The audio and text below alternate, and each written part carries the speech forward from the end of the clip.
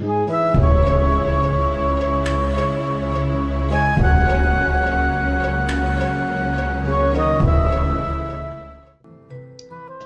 everyone. Hi everyone. Before I start today's video, I'd like to acknowledge a milestone that the channel has hit.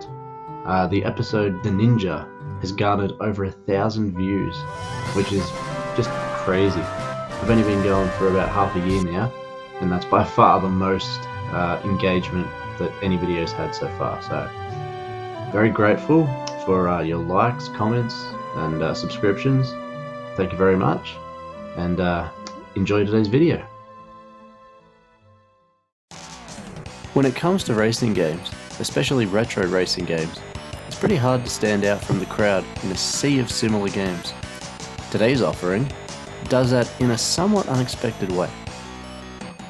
World Grand Prix, released in 1986 on the Sega Master System by Sega. Will this one also garner 1,000 views? Let's pop it in and find out.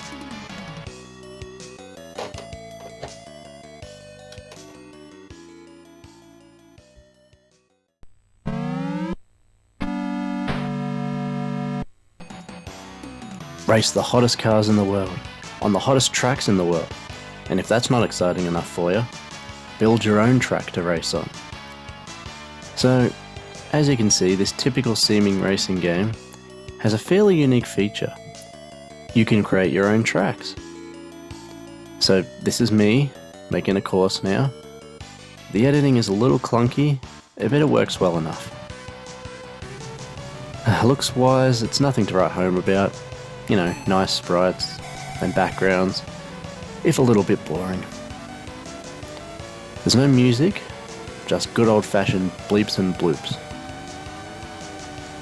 Okay, so here my wife had a go at building a track for me. If these track building levels had the same names as the Doom difficulty, hers would certainly be. The car controls quite well, but once you speed up too much, it's pretty hard to avoid smashing into things. So my walk in the park track took around a minute to complete, versus her abomination, where I only passed the second turn before I hit the minute mark. Much harder to steer straight when every 10 seconds there's another sharp turn ahead. So my wife was at an op shop, and she got me this and Blinks, the Time Sweeper, on the Xbox. I already had Blinks 2, but I needed the first one. Get yourself a girl who game chases for you, fellas. Yeah, see, it almost took 6 minutes for one lap around her course. So a cart's around $10, box, it's like 20. Like most racing games, they're pretty cheap.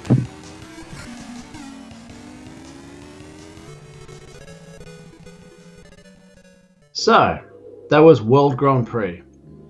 Now at first glance, it is just a typical racing game, but that track editor definitely makes it stand out. And the fact that it got my wife to actually play one of these retro games with me, that's more than reason enough for it to sit on the shelf. Plus, it was a gift, and I don't feel like sleeping on the couch tonight. Now, in retrospect, there are no bad games, but there are boring ones. And without the track editor, I think my butt might be couch bound. Love you, honey. See you later.